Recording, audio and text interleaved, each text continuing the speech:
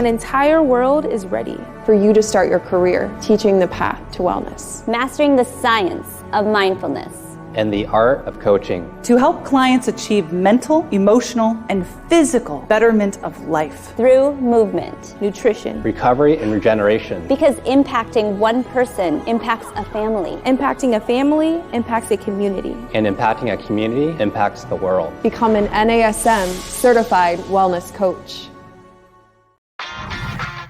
You're listening to the NASM-CPT Podcast with Rick Richey, winner of the Share Care Emmy Award for Social Storytelling and the official podcast of the National Academy of Sports Medicine.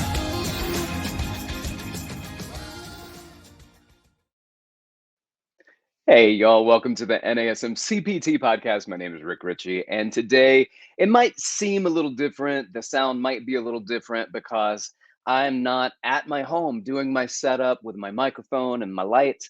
I am actually at a conference in Singapore. I am so excited to be here, and I'm going to be going through a few topics today about what I've been invited to Singapore to talk about. But before I do that, for those of you listening, you just kind of follow along. But for those that watch on the NASM Facebook page or YouTube, I am going to just give you a view from outside my window.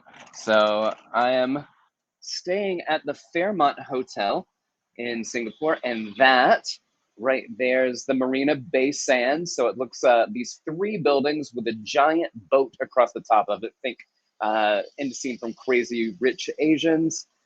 And there's the giant Ferris wheel. I'm looking through the arena with the retractable roof in the background there. The bay, the ocean. Singapore is a small island country. It's about 30 miles long and 30 by 20 miles. It is a beautiful place to be. I am staying at the Fairmont, and right across from it is an incredibly old colonial hotel called the Raffles Hotel, which is another beautiful place here in Singapore. So thank you to NASM and to the Fit Summit for having me, for bringing me here, and for providing me the opportunity to speak. So for a lot less money, you get a lot less information, but a highlight of what I'm going to be talking about today. And I think it's interesting because what we have done here, why are we here? Why do we do anything that we do as fitness professionals? And I gotta be honest, I think that we are here to solve problems for ourselves. And certainly as fitness professionals, we are here to solve problems and to obtain outcomes for others. So we're looking at this particular conference, some of the things that have come up that I want to share with you, not necessarily what I'm speaking on, but what I've listened to the first 2 days. This is the third day of the conference, and I'll be speaking on two topics. So here are some of the things that have come up. The first one I think is probably the most interesting, and we're looking at what is the future of fitness. So what does 2032 look like? I mean, let's outshoot 10 years from now, because it's easier to say, well, 3 years and 5 years, but 10 years, legitimately long time to think, where are we going to go? And also legitimately a short amount of time that if you don't put the steps in place to identify what your outcome is going to be, then 2032 is going to sneak up on you. So I can tell you that a lot is going to be changing. And some other things too is that a lot isn't, like picking things up and putting them back down will look very similar. Now, how you do it and the machines and the tools maybe at which you do it with might be a little different, but the human body isn't going to change. The human movement patterns are not going to change. How the body moves, we might come up with new exercise to implement, but the movement's not going to change. So it's like what surrounds, or as we talk about when we identify movement parameters, our movement parameters are limited or constrained by our environment. And that's what fitness is looking to do. They're saying, well, what is the environment in which we move? What are the tasks in which we are trying to accomplish? But the individual organism, us, we're not really going to change. So those are the three things that we look at when it comes to movement: is the environment, the task, and the individual. So what task and what environment will change? I think the other thing that's come up a lot, and this is called the Fitness and Wellness Summit. And so one of the things that keeps being brought up is the inclusion of wellness in fitness. And so that's starting to expand greatly. And they talk about the states are doing a really good job of bringing in wellness, and we're going to see a worldwide shift in what's going on by adding wellness into it. And I want to shout out NASM, who have done a great job by seeing this coming and implementing the wellness coaching course. So excellent job to NASM on that, and we'll see a big shift towards that, not just in the States, but internationally, as this is a topic that's come up at this World Conference here in Singapore.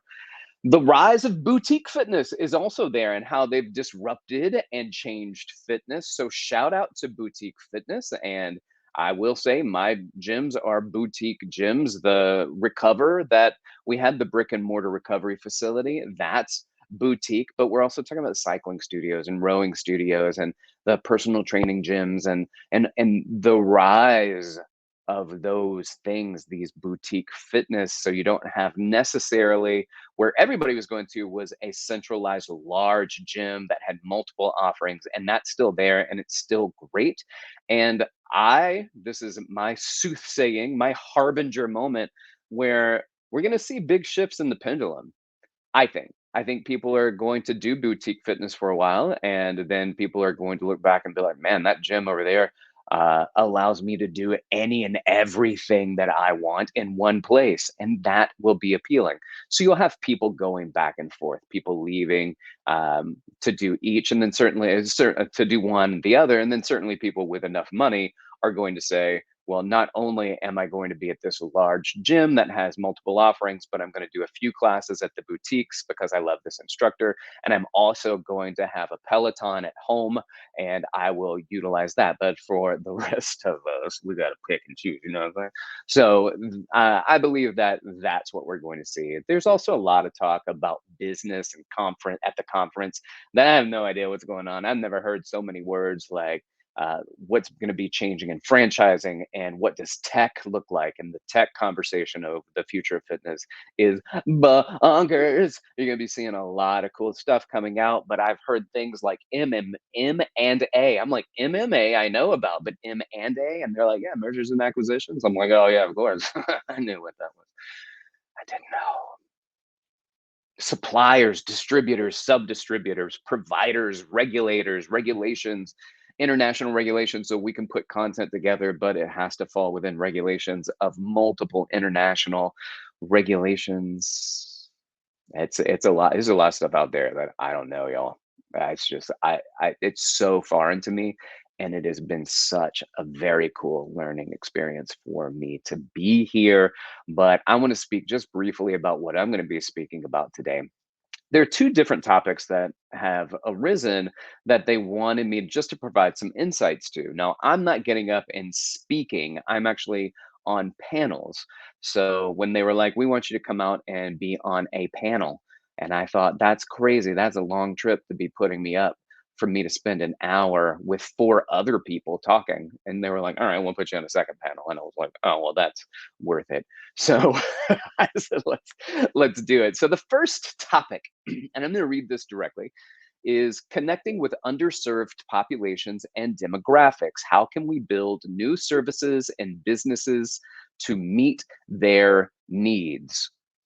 Now, I know immediately we look at underserved populations, and we might be thinking about there might be things like race that come up, right? Underserved populations, like financially, and fitness deserts. We talk about food deserts. What about fitness deserts? The outlet and outcomes for people to have any type of structured thing. But I don't feel like that's not my place. That's not where I feel strongly, not strongly about. But I'm not the guy to be giving the insights on that. So I wanted to talk about something else that I feel like I made good strides when I was managing and hiring people, is those that are obese and overweight. And You tell me that that they're not an underserved population in fitness, because I go to the gym. And when I go there, I look at the gym, guess who I see there? Generally, a lot more fit people than fat. And why is that? Because the fit people go there because they're already fit and they like working out. It's part of their lives. And then overweight and obese people go there and they don't feel comfortable because they feel like maybe this is not the right place for them, that they're going to be looked at and judged. And whether or not that's true, and I would say in many cases, yes, it is, but in many cases it may not be. But it's how you feel, and those feelings are going to put up the barriers that disallow people. And here's the problem: fitness industry is not doing a good job at being inviting. They're not doing a good job at being welcoming to people that actually do want to come in and they would like to start fitness and they would like to lose weight and they are overweight or obese. And we don't do a good job being inviting.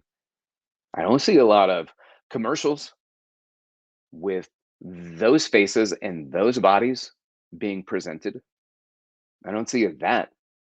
And so, what I've done in the past, I was very fortunate. I came across a friend of mine from college when I was in New York City, and I was en route to go to the Hilton Hotel, and there was a fitness conference at the time. It's called ECA, and I was going there, and she was. I saw her on the street. I didn't even know she lived in New York. She was an opera singer, and she looked the stereotypical part. She was an obese girl, and I saw her and I screamed and she screamed. We ran, we hugged each other, and I was like, "What are you doing here?" And she goes, "I'm just coming from a fitness conference." Now, I, as a fitness professional, look at her and I go, "What?" And she goes, "You wouldn't think this fat girl would be at the fitness conference, but I've been teaching exercise classes." And I immediately was in love with her again. I said, "Please tell me who comes to your classes." And she said, "Well, at first, there were a lot of skinny beard girls that would come to the class and then snicker and laugh and say, 'No, I don't think this is the class for me.' And this girl's such a trip that she wins them over with her personality and her ability to move." But then she said, as time went on, bigger and bigger girls started showing up to take her class because they felt like that they were welcome there, like they were invited there. There was somebody there. I don't know, y'all. I think about this when you hear this phrase, representation matters. And that's true. It does matter. It does matter. It makes a big difference. I remember I had a guy at the gym. I didn't hire him, but he was hired right before I came in, and they were really concerned as to whether or not they're going to hire this guy because he was old. He trained more sessions than anybody in the entire gym because the old people that showed up to the gym were like, "I bet that old man knows what I go through. I bet that old man knows how these bones and joints feel," not the 22-year-old power lifter who is trying to get me to lift heavy things. Maybe this older guy I can really connect to because representation matters. And so those are the topics I'm going to be discussing today. And why is the fitness industry taking out such a huge population and not marketing to and not making comfortable and not inviting people that maybe need us most? The overweight and the obese and the elderly who may be working through, I don't know, many different pathologies and contraindications, and what are some of the ways that we can be providers for them. So that's topic number one. Topic number two I'll be speaking about is rebuilding, reskilling, and re-energizing industry talent pools, equipping industry professionals for long-term career success. Um, let's be honest, there's not many people who are long-term in the fitness industry. There's not many people that are long-term in the fitness industry. I think the attrition rate, the attrition, the rate at which personal trainers fall off and are no longer personal trainers, uh, is somewhere between 6 months and a year, where we see the vast majority of people, of attrition taking place. People don't stick around, but now it's post-COVID. I say post-COVID, geez, I wish that were true, but let's just go with that for now. Um, but after the big shutdown, the big lockdown, what we're looking at right now, um, how can we refill the industry pools? And one of the questions are, we need to get more people, or do we need to keep the people we have? And I was like, how is that an either or? We need more people. We need more personal trainers. We need more fitness professionals. And then we need to keep the ones that we have. But how do we keep the ones that we have? And I think when I was studying in school, one of the things we talked about is andragogy, and that says adult learners and why they learn. And I think this list is good for learners, and it's good for students, but it's also good for trainers that want to learn, or trainers that want to progress. It's good for management that wants to manage. It's good for clients that want to train. And Malcolm Knowles, who came up with this topic of andragogy versus pedagogy, which is maybe teaching youth, and andragogy, teaching and working with adults, there's 6 assumptions that he came up with. And the first one is that adults need to know why they need to learn something. So my clients need to know why they want to do an exercise, why I'm going to go to personal training. Well, me as a personal trainer, I need to know why you want me to do something. Management, they need to know why you want them to manage in a certain way. Corporate. And what doesn't fly for adults is because I told you to. And first of all, that doesn't fly for children, but we get away with it. It is very difficult for an adult to hear those words and say, that's just what corporate wants. And we don't understand why. It is very difficult for us to get behind something. Adults need to build, this is number 2 for Malcolm Knowles, assumptions for the adult learner. They need to build on their own experience. No adult person comes to the gym, to the learning environment, as a fitness trainer, comes in to be a personal trainer in the interview process as a blank canvas. And nobody does that. Everybody has a story. Everybody has past experiences. Everybody who comes in has a different perspective because the life that they have lived, and then they can provide a unique perspective to clients because of who they are and their background and their story and the way that they see and perceive things and the way that they implement things. Number 3, adults need to feel responsible for their learning. They need to feel responsible. We are self-directed, and self-direction doesn't mean that we find all the answers. Self-direction could be, I find the mentor that I need to work with. That's self-direction. And then I allow myself to work with somebody, and they tell me something, and I'm an adult and I could say no, or they can tell me something. And as self-direction, I go out on my own and I practice and rehearse those things. Number 4, adults are ready to learn if training solves an immediate problem. Why do people come to personal trainers? They want to solve a problem. Why would a personal trainer do something at the gym? Well, first of all, why would I train people? Because I want to solve a problem. I want to solve my financial problems. I need a job.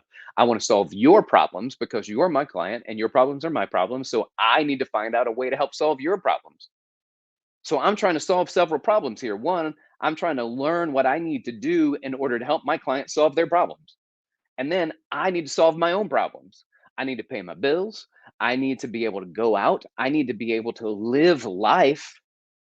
And I need to have the means at which to do that. And are we in the fitness industry providing a good means for somebody to solve those problems? Number 5, adults want their training to be problem focused. Number 6, which we kind of addressed already, that we're trying to solve an immediate problem, but problems in general. So problem focused. And then number 6, that we want to learn, adults learn best when motivation comes intrinsically. So there are always going to be compulsory things that you have to do when you work at a company. Meaning you have to do it. You have to do this. You have to do that. But where does it come in where as a management, gym management, corporate, boutique fitness ownership, where does it come in where I find not just the things that I want you to do, but I find the things that you want from yourself and help support you in that process when it comes to fitness. There may be a lot of things that in the grand scheme of things, like, oh, I want to do this. And you're like, well, that doesn't really vibe with who we are, or maybe it doesn't vibe with our mission, our vision, or our values. And then that's where you're just gonna have to move on. But if our mission, our vision, and our values align, and I have somebody that is interested in something that we are not necessarily providing, or the way that we're providing, and I can help motivate you towards that, not steer you away from that because it's just not our thing. I can keep you longer because I'm providing something intrinsically that you already want. And then we look at wonderful things like self-determination theory by DC and Ryan, and it's one of the most researched theories of motivation: autonomy, competency, and relatedness. And trainers like to have that autonomy. It's weird. It's a weird balance between autonomy and relatedness. Competency, I think that people are motivated by wanting to be good at what they do. And yes, some people want to do the bare minimum, right? Get your certification. You don't have to progress. You don't have to advance. And sometimes they don't even check if you maintain your certification. And some trainers are happy with that. I don't understand that because I want to be good at what I do. I want to get better at what I do. So I don't understand the bare minimum. I'm motivated by being competent. And so if I want to be competent at something, or as Dan Pink, so other researchers that are out there, they've all kind of taken Ryan and DC's self-determination theory and put their own twist on it. So autonomy, competency, and relatedness. And Dan Pink does autonomy, mastery, and purpose. What's your purpose? Right? Like, what's your why? And I think that's a really fair one. Simon Sinek, what's your why? Start with why.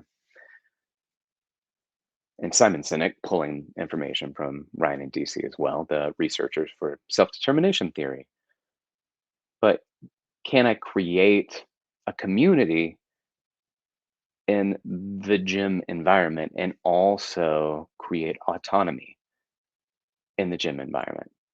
And then can that move us towards greater competencies? And all of those things provide motivations. And we're talking about that for fitness professionals. Same thing when it comes to our clients. How do we keep them motivated? Autonomy.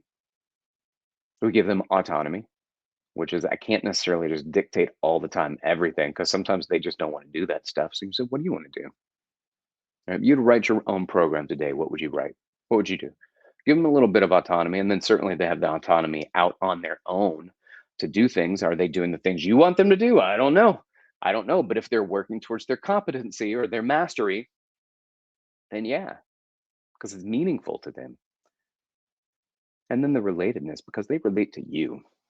They relate to you, fitness professional. We need to keep relating with our clients. We talk about fitness teams, and sometimes I remember in the past I've been so detached from some teams where I'm like, we're not a team. We work at the same place. I train my clients, they train their clients. And then we'd be forced to go into meetings, and I worked and all of this stuff, like, that felt like there was a lack of autonomy. There was always these mandates and compulsory things. And I worked at some gyms, and all I wanted to do was hang out with the trainers there. We wanted to work out together. We wanted to go out together. We wanted to be on, we were a team. We were on the same team. And my gosh, we wanted to get better together. We wanted mastery, competency, group growth. What are we doing to create that? I mean, everything else we look at, what's evidence-based? Well, this is incredible. This self-determination theory, evidence-based. Malcolm Knowles, theoretical concepts for adult education, which can also be made applicable to fitness, to us as trainers, to us trainers with our clients on how to best relate with them. That's stuff I'm going to be talking about today. And my goal today with business owners for large corporations all over the world, my goal today is to have the same conversation and just to spark a bit of interest and a bit of understanding as to what it is that we know that we can do to make things a little bit better for our industry. All right. I hope this was helpful for you as well. So thank you so much for listening. Like, subscribe, share with other fit folk, and leave comments so you get an opportunity to do that. It's always greatly appreciated. I want to say thank you to everyone that's listening. Keep inspiring people to fitness. Thanks so much. I'm Rick Richey. This has been the NASM-CPT Podcast.